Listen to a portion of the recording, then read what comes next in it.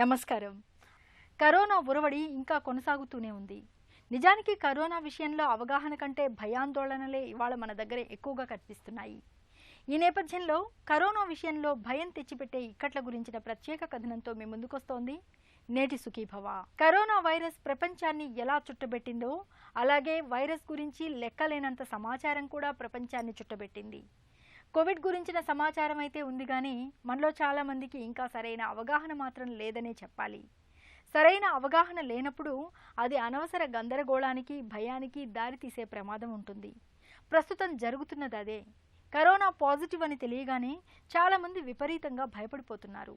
ఈ భయం, ఒత్తిళ్ల వల్ల మనలోని రోగనిరోధక వ్యవస్థ కూడా బలహీనపడుతోంది. అనవసర ఆందోళనలు, భయాల మూలంగా కొన్నిసార్లు అకాల మరణాలు కూడా సంభవిస్తున్నాయని చెప్తున్నారు డాక్టర్లు. కరోనా విషయంలో భయం అనేది ఎలాంటి ఇక్కట్లను తెచ్చిపెడుతుందో ఇప్పుడు తెలుసుకుందాం.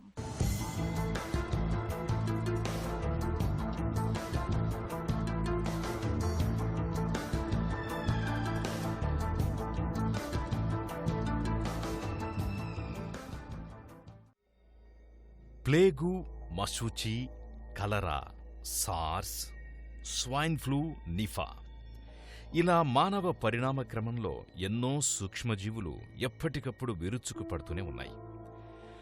ఆధునిక వైద్యం అంతగా అభివృద్ధి చెందని కాలాల్లో నిజానికి కొంత సమయం పాటు ప్లేగు, మశూచి, కలరా లాంటి వైరస్లు మనిషిపై తాత్కాలికంగా పైచేయి సాధించి ఉండవచ్చు.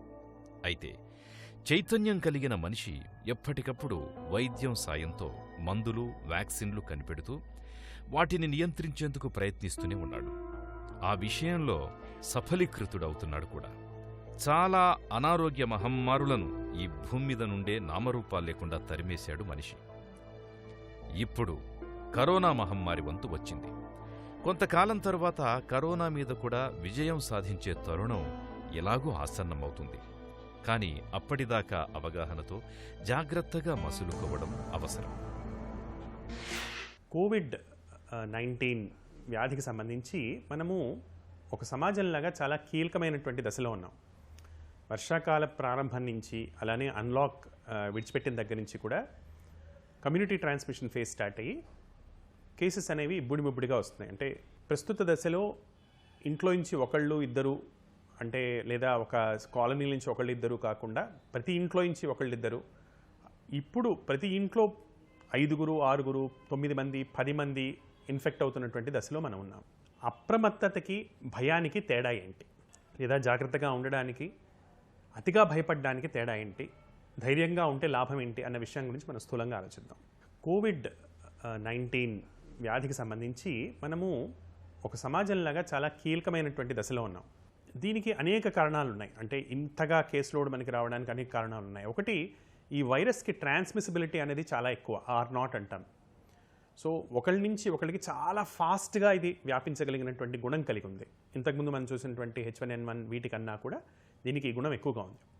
రెండవది, వివిధ కారణాల వల్ల మన వాళ్ళు కూడా ఒకే ఇంట్లో ఎక్కువ మంది ఉండటం, అంటే లాక్డౌన్ కారణంగా పల్లెటూరుకి వెళ్ళి కానివ్వండి, సిటీలోనే ఉండటం కానివ్వండి, అందరూ ఒకటే చోట ఉండటం, ఒకటే ఇంట్లో ఎక్కువ మంది ఉండటము, ఇప్పటికీ కనీసమైనటువంటి జాగ్రత్తలు, అంటే ఒకళ్ళకి సరిగ్గా లేనప్పుడు మిగతా వాళ్ళు జాగ్రత్తలు పాటించకపోవటం కూడా మనం ఎక్కువగా చూస్తూనే ఉన్నాం. అన్నిటికంటే ముఖ్యమైన విషయం ఏంటంటే, చాలామంది చేస్తున్న అతి మౌలికమైనటువంటి తప్పిదము, ఈ ఇన్ఫెక్షన్ని తీవ్రమైన జ్వరంతో, జలుబులు, దగ్గుతోటి కొలుచుకోవటం. నాకు ఎక్కువ హై ఫీవర్ లేదు, సో నాకు కోవిడ్ కాకపోవచ్చు. నాకు జలుబు, దగ్గు లేవు, సో నాకు కోవిడ్ కాకపోవచ్చు. నాకు జ్వరం 2 రోజులను తగ్గిపోయింది, నాకు కోవిడ్ కాకపోవచ్చు అనేటువంటి మౌలికమైనటువంటి మిస్టేక్ చేస్తున్నారు. ఈ జ్వరము కామన్గా లో గ్రేడ్ ఫీవర్ లాగా వస్తుంది. అంటే 99, 100, 101 కంటే ఎక్కువ మందికి అసలు జ్వరం దాటట్లేదు. చాలా కొద్ది మందికి 102 కంటే ఎక్కువ జ్వరం మనం చూడడం జరుగుతుంది. ఎక్కువ మందిలో మొదటి 2-3 రోజుల్లో వాళ్ళకి జలుబులు, దగ్గులు ఉండట్లేదు. దగ్గు అనేది 4వ రోజు నుంచో 5వ రోజు నుంచో స్టార్ట్ అవుతుంది. ఎక్కువ శాతం మందికి కొంచెం నలత, జ్వరము, చలి, తేలిక కొంచెం పాటు చలి, ఒళ్ళు నొప్పులు, తలనొప్పి, నడుం నొప్పి ఇలా స్టార్ట్ అయ్యి నీరసము, నిస్సత్తువ, లేవలేకపోవటం, చిన్న చిన్న పనులు చేసుకోలేకపోవటం, వీటితోటి ప్రోగ్రెస్ అయ్యి తర్వాత దగ్గు కానీ ఆయాసం కానీ త్వరగా స్టార్ట్ అవుతుంది. ఇది అందరికీ తెలియాల్సినటువంటి విషయం. సో జ్వరము, జలుబు, దగ్గు లేవు కాబట్టి నాకు కోవిడ్ లేదు అని అనుకోవటం కరెక్ట్ కాదు. ఇది మనం చేస్తున్నటువంటి వెరీ ఫండమెంటల్ మిస్టేక్. పోలియో, కుష్టు లాంటివి కూడా చాలా కాలం పాటు మానవాళిని పట్టిపీడించాయి. ఈ మహమ్మారులకు సైతం వ్యాక్సిన్లను కనిపెట్టిన మనిషి వాటిని నిర్మూలించగలిగాడు. నిజానికి భూగోళంపై కూడా శీతల, సమశీతోష్ణ, ఉష్ణమండల ప్రాంతాలు అనే విభజన ఉంది. ఆయా ప్రాంతాలలో ఉండే దేశాల్లో వాటి భౌగోళిక, వాతావరణ పరిస్థితుల్ని బట్టి కూడా కొత్త కొత్త ఆరోగ్య విపత్తులు పుట్టుకురావడం, కొన్ని దేశాల్లో ఎక్కువగా, కొన్ని దేశాల్లో తక్కువగా నష్టాన్ని కలగజేయడం చూస్తూ ఉంటాం. ఉదాహరణకి ఫ్లూ వైరస్ శీతల ప్రాంత దేశాల్లో ఎక్కువ. దానివల్ల అక్కడి దేశాల్లో కలిగే ప్రాణనష్టం కూడా ఎక్కువగానే ఉంటుంది. ప్రపంచవ్యాప్తంగా విస్తరించిన పాండమిక్ కరోనా తీరుతెన్నుల్ని గమనించినా ఇదే మనకు స్పష్టమవుతుంది. China, Italy, England, Germany, Spain, France ఇలా ఈ దేశాలలో చాలా దేశాలు ఎంతో కొంత శీతల ప్రాంత దేశాలు కావడం, అలాగే కరోనా విజృంభించిన టైంలో ఆయా దేశాల్లో చలికాలంలో లేదా వసంత ఋతువు ఉండడం కూడా గమనించారు. మన దేశంలో కరోనా వేసవిలో ప్రవేశించిన దాని విశ్వరూపం మాత్రం వర్షాకాలంలోనే కనిపిస్తుంది. అందుకే ఇప్పుడు చాలా జాగ్రత్తగా ఉండడం అవసరం. మన ఇంట్లో ఒక ఫ్యామిలీ మెంబర్కి జ్వరం రాగానే, అది ఏ జ్వరమైనా సరే, వాళ్ళని చూసుకుంటూ మనని మనం చూసుకోవటం, ఒక మాస్క్ ధరించటం, బేసిక్ ఐసోలేషన్ ప్రొసీజర్స్ పాటించటం, కామన్ ఏరియాస్ వాడకపోవటం, వాళ్ళకంటూ సెపరేట్ గది కేటాయించటం, వాళ్ళు వాడిన వాటిని మనం వాడకపోవటం, ముఖ్యంగా టెలిఫోన్లు, మొబైల్ ఫోన్లు వాళ్ళు వాడిన వాటిని మనం వాడకపోవటం, ఇటువంటి జాగ్రత్తలు మనం ఇప్పటికీ తీసుకోవట్లేదు అనేది దీనివల్ల కూడా మన కేసు లోడ్ చాలా పెరుగుతుంది. ఇన్ఫెక్షన్ వచ్చినటువంటి వాళ్ళు, ముఖ్యంగా హై రిస్క్ గ్రూప్ వాళ్ళు, అంటే 60 సంవత్సరాలు పైబడిన వాళ్ళు కానివ్వండి, కొంచెం స్థూలకాయం కలిగినటువంటి వాళ్ళు కానివ్వండి, బీపీ, షుగరు, గుండె జబ్బు, కిడ్నీ ప్రాబ్లమ్స్, వేరే ఊపిరితిత్తులకు సంబంధించినటువంటి ప్రాబ్లమ్స్, ఇటువంటి కలిగిన వాళ్ళు చాలామంది పల్స్ ఆక్సిమీటర్లో చూసి కూడా, అంటే కూర్చొని ఉండగా 95% ఉంది, ఇబ్బంది లేదు అని అనుకుంటున్నారు. అదే కనుక కొంచెం నడిచి చూస్తే 5 నిమిషాలు 6 నిమిషాలు నడవంగానే ఆటోమేటిక్గా వాళ్ళ సాచురేషన్స్ మనకి 95 కంటే చాలా తక్కువగా ఉండటం మనం గమనిస్తున్నాం. ఓపిక ఉన్నవాళ్ళు, నడవగలిగిన వాళ్ళు, ముఖ్యంగా 5వ రోజు నుంచి, మొదటి రోజు నుంచి సాచురేషన్స్ పడిపోవడం అనేది చాలా తక్కువ, కొద్ది మందిలోనే జరుగుతుంది. కానీ 3వ రోజు సిక్ పేషెంట్స్ అయితే కనుక 3వ రోజు నుంచి లేదా 5వ రోజు నుంచి మాత్రం ఖచ్చితంగా సాచురేషన్స్ చెక్ చేయటం, ఆ సాచురేషన్స్ని మనం కొంచెం ఎక్సర్సైజ్ చేసి తేలికపాటి వ్యాయామం 6 నిమిషాలు ఆ రూమ్లోనే నడవటం లాంటి వ్యాయామం చేసిన తర్వాత దాన్ని చెక్ చేయటం అనేది చాలా ఇంపార్టెంట్. దీనివలన పూర్తి డిటరేషన్ కంటే ముందే మనం వాళ్ళని పికప్ చేయొచ్చు. ఇది మనం చేస్తున్నటువంటి ఇంకో మిస్టేక్. టైంకి వెళ్ళి వైద్యం తీసుకోకపోవటం, ముఖ్యంగా హై రిస్క్ గ్రూప్ వాళ్ళు. మళ్ళీ హై రిస్క్ గ్రూప్ వాళ్ళు ఎవరు అంటే 50 నుంచి 60 సంవత్సరాలు పైబడిన వాళ్ళు, స్థూలకాయం ఉన్నవాళ్ళు, బీపీ, షుగరు, గుండె జబ్బు, కిడ్నీ ప్రాబ్లమ్స్, ఊపిరితిత్తుల ప్రాబ్లమ్స్, స్టిరాయిడ్స్ కానీ ఇమ్యూనిటీ అదర్వైజ్ తగ్గినటువంటి జబ్బులు ఉన్నటువంటి వాళ్ళు, వీళ్ళు హై రిస్క్ పేషెంట్స్ ఉంటున్నారు. వీళ్ళలో జబ్బు తీవ్రత ఎక్కువగా ఉంటుంది. వీళ్ళల్లో మందులు అనేవి మనం ఎంత ముందర స్టార్ట్ చేస్తే అంత మంచి ఫలితాలు లభించేటువంటి అవకాశాలు ఎక్కువ ఉన్నాయి. కరోనాకు ప్రస్తుతానికి ఖచ్చితమైన మందు లేదన్నది నిజమే. అయితే మొత్తంగా చికిత్సే లేదనడం సరికాదు. ప్రస్తుతానికి అనేక మందులు వాడుతున్నారు, ఫలితాలు కూడా చక్కగా ఉంటున్నాయి. పారాసెటమాల్ మొదలుకొని రెమ్డెసివిర్, ప్లాస్మా థెరపీ దాకా అనేక మందుల్ని చికిత్సలో వాడుతున్నారు. మనలో చాలామంది కరోనాకు చికిత్సే లేదని భయపడుతున్నారు. కరోనాకు అందిస్తున్న వైద్యం గురించిన మరిన్ని వివరాలను ఇప్పుడు తెలుసుకుందాం.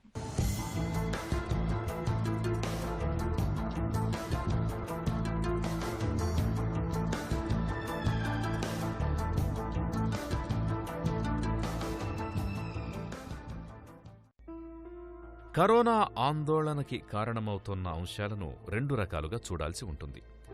ఒకటి భయం. దీంతో కొంత లాభం ఉంది, కొంత నష్టము ఉంది. నాకొస్తుందేమో అన్న భయం ఉన్నప్పుడు ప్రభుత్వం, నిపుణులు చెప్పిన జాగ్రత్తల్ని ఖచ్చితంగా పాటించడానికి తోడ్పడుతుంది.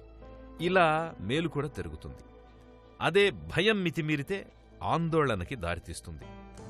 నాకేమైనా అయిపోతుందేమో, ఏమైనా అయితే ఏం చెయ్యాలి, ఎవరిని సంప్రదించాలి, బయటకి వెళ్ళడానికేమో వీల్లేదా, ఇంట్లో ఉండిపోతే ఇంకేమైనా అవుతుందేమో, ఇటువంటి ఆలోచనలు ఆందోళనని మరింత పెరిగేలా చేస్తాయి. ఇది అక్కడితోనే ఆగిపోకపోవచ్చు. తర్వాతి దశలోకి, అంటే ఉన్నట్టుండి తీవ్ర భయాందోళనలు చెలరేగే పానిక్ స్థితిలోకి నెట్టేయవచ్చు. ఇది అప్పుడప్పుడు దఫదఫాలుగా దాడి చేస్తుండొచ్చు. రెండవది అనిశ్చితి. ఎప్పుడేం జరుగుతుందో, ఎక్కడికి దారి తీస్తుందో అనే అనిశ్చిత స్థితి మానసికంగా బాగా కుంగదీస్తుంది. ప్రస్తుతం కరోనాకు టీకా లేదు, ఖచ్చితమైన ప్రామాణికమైన చికిత్స లేదు, ఎప్పుడు తగ్గుతుందో తెలియదు. ఇదే చాలామందిలో భయాందోళనలు రేపుతోంది. ఈ వ్యాధిని ట్రీట్ చేయడానికి మనకి 2 or 3 స్ట్రాటజీస్ ఉంటున్నాయి. మొదటి వారంలో ఎప్పుడు కూడా ఎంఫసిస్ అనేది యాంటీవైరల్ డ్రగ్స్ మీద ఉండాలి. అంటే వైరస్ యొక్క సంఖ్యను తగ్గించడం మీద ఉండాలి. ఎందుకంటే మొదటి వారంలో వైరల్ రెప్లికేషన్ అనేది ఎక్కువ ఉంటుంది కనుక. సో మొదటి వారంలో మనం ఎంత ఎర్లీగా యాంటీవైరల్ స్టార్ట్ చేస్తున్నామో అనేది చాలా ఇంపార్టెంట్. రెండో వారం నుంచి ఇది మారి బాడీ యొక్క ఇన్ఫ్లమేషన్ ఎంత పెరుగుతోంది, ఇన్ఫ్లమేటరీ పారామీటర్స్, సో రక్త పరీక్షల్లో సిఆర్పి కానివ్వండి, డీడైమర్ కానివ్వండి, ఫెరిటిన్ కానివ్వండి, ఈఎస్ఆర్ కానివ్వండి, ఇంటర్లూకిన్ 6 కానివ్వండి, ఇటువంటి మార్కర్స్ ఎలా ఉంటున్నాయి, ఏం జరుగుతోంది అని చెక్ చేసుకోవడం చాలా ఇంపార్టెంట్. దీనికి సంబంధించినంత వరకు దానికి వాడాల్సినటువంటి మందులు జుడిషియస్గా స్టిరాయిడ్స్ అవసరం ఉన్న వాళ్ళలో, అది యాంటీవైరల్ సపోర్ట్తో పాటు. మూడవ దశలో వచ్చిన వాళ్ళకి ఆక్సిజన్ అందించడం, అంటే ఆక్సిజన్ అంటే హైపాక్సిమియాలో ఉన్న వాళ్ళకి ఆక్సిజన్, హై ఫ్లో ఆక్సిజనే కానివ్వండి, లేకపోతే ఇతరత్ర కానివ్వండి, వీళ్ళకి ప్లాస్మా ఎక్స్చేంజ్, అంటే స్టీరాయిడ్స్ కానివ్వండి, లేదా వేరే డ్రగ్స్, టాక్లూజిమాబ్ లాంటి డ్రగ్స్ కానివ్వండి, వీళ్ళకి ఇంపార్టెంట్ అవుతున్నాయి. సో వ్యాధి యొక్క అవగాహన పెంచుకొని తొందరగా ట్రీట్మెంట్కి రిపోర్ట్ చేయడం వలన, తొందరగా ట్రీట్మెంట్ స్టార్ట్ చేసుకోవడం వలన మనం లేటెస్ట్ స్టేజెస్ని ప్రివెంట్ చేసుకోవచ్చు. కాబట్టి as early as possible treatment చేయడం అనేది మనం ముఖ్యంగా తెలుసుకోవాల్సిన విషయం.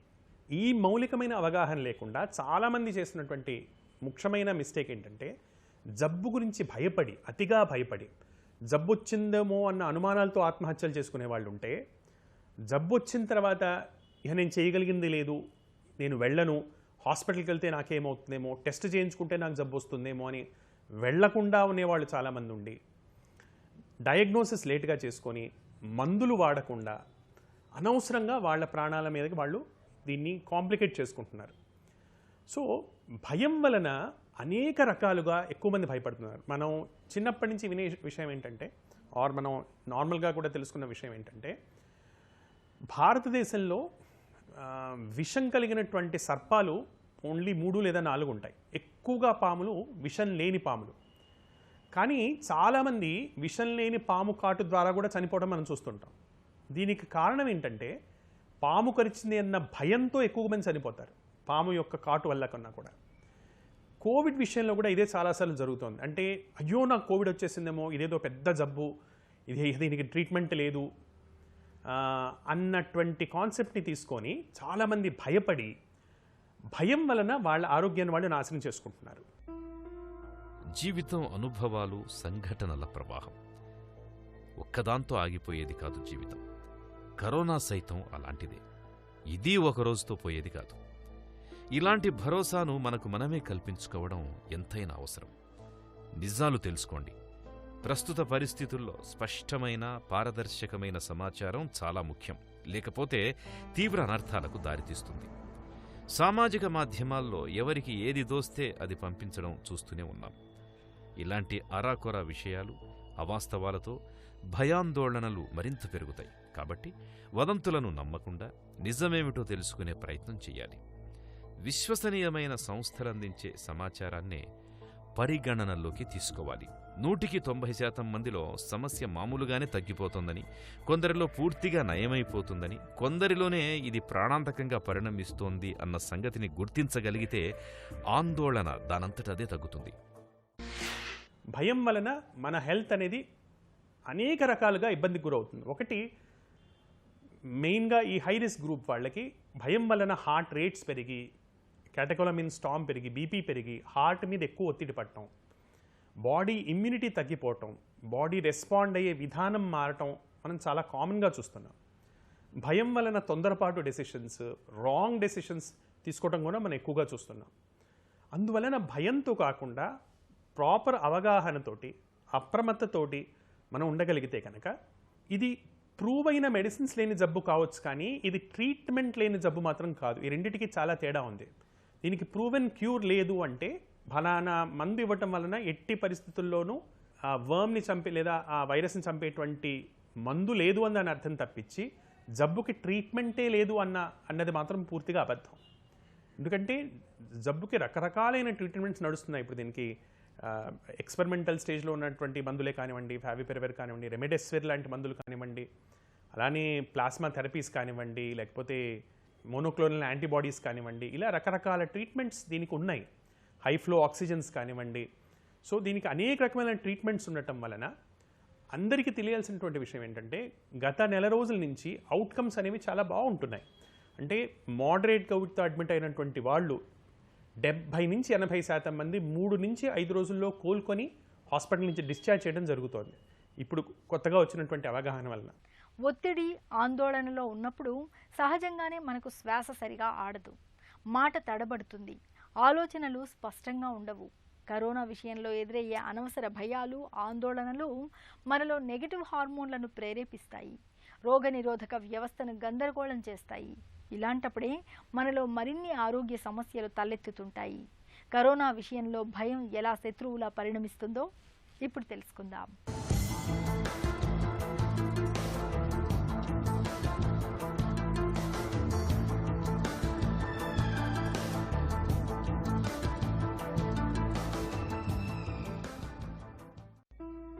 మన జీవితాలను కుదిపేసింది ప్రస్తుత సంక్షోభం ఒక్కటేనా?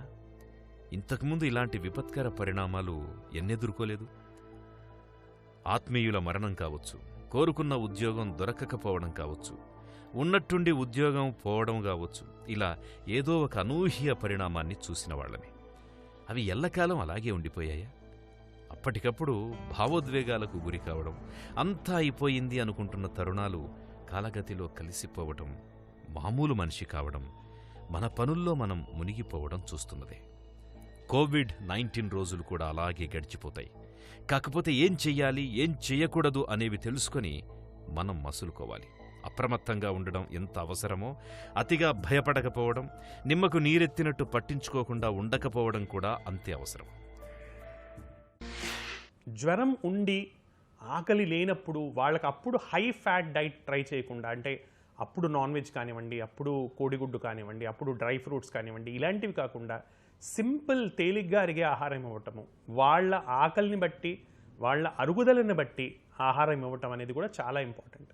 వర్షాలు బాగా పడుతున్నప్పుడు ఆహారం వేడివేడిగా తీసుకోవటం, నీళ్లు కూడా కాచి చల్లార్చిన నీళ్లు కానీ, లేదా ఏదైనా సింపుల్ స్పైసెస్ తోటి అల్లం కానివ్వండి, మిరియాలు కానివ్వండి, ధనియాలు కానివ్వండి, వీటితో కాచిన నీళ్లు తీసుకోవటం కూడా సింపుల్ ప్రివెంటివ్ మెజర్గా హెల్ప్ఫుల్గా ఉంటుంది. అందుకు ఇప్పుడు మనమున్నటువంటి తరుణంలో మనం ఈ విషయాల్ని అర్థం చేసుకొని ఈ వైరస్ యొక్క వ్యాప్తి ఎలా జరుగుతోంది, ఎంత ఫాస్ట్గా వ్యాప్తి జరుగుతోంది అన్న విషయం అర్థం చేసుకొని జాగ్రత్తని పాటించాలి తప్పించి భయం అతిగా పెంచుకోవటం వలన, అతిగా భయపడటం వలన మనకి మనమే హామ్ చేసుకుంటున్నాం. మనం ముఖ్యంగా పెట్టుకోవాల్సినటువంటి ఇంకో విషయం ఏంటంటే మనిషి ఫేస్ చేసే ప్రతి ఇన్ఫెక్షన్లోనూ కూడా ఎప్పుడు కూడా వైరస్ వలన మనిషి చనిపోవడం అనేది జరగదు, లేదా బ్యాక్టీరియా వలన మనిషి చనిపోవడం అనేది జరగదు.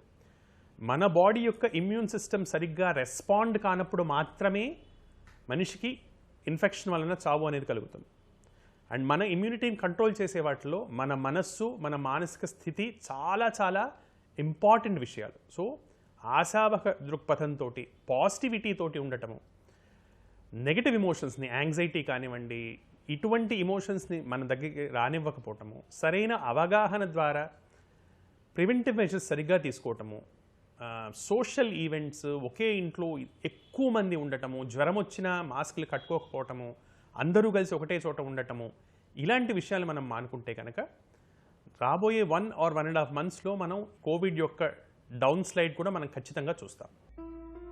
మన చుట్టూ ఉన్న వాళ్లంతా భయాందోళనలకి గురవుతున్నప్పుడు మానసిక స్థైర్యం ఒకంత సడలడం సహజమే.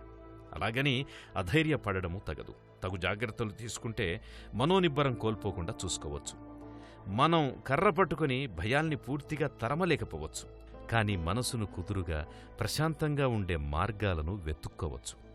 వేళకి తినడం, శారీరక శ్రమ చేయడం, తగినంతగా నిద్రపోవడం, మానసిక భయాలు లేకుండా ఉండేలా జీవనశైలిని మలుచుకోవడం మొదలైనవి చేస్తే కరోనా బారి నుంచి మనల్ని మనం రక్షించుకోవచ్చు. ఆశ అనేది క్యాన్సర్ను సైతం జయిస్తుంది. అదే భయం అనేది అల్సర్ను సైతం ప్రాణాంతకంగా మారుస్తుంది. కరోనా వేళ ఇది అక్షర సత్యమని మరోమారు నిరూపితమవుతోంది. కరోనా పాజిటివ్ అని తేలగానే మనలో చాలామంది విపరీతంగా భయపడిపోతున్నారు. నిజానికి కరోనా విషయంలో అంతగా ఆందోళన చెందక్కర్లేదు. అవగాహన పెంచుకుని తగిన జాగ్రత్తలు తీసుకుంటే చాలు, కరోనాను మనం తప్పకుండా జయించవచ్చు. తిరిగి రేపటి సుఖీభవలో కలుసుకుందాం. సుఖీభవ కార్యక్రమానికి సంబంధించిన మీ విలువైన సూచనలు, సలహాల్ని వెంటనే మాకు రాయండి. మా చిరునామా Sukhibhava, ETV, Ramoji film city, Hyderabad 501512 లేదా sukhibhava@etv.co.in కు ఈమెయిల్ చేయండి.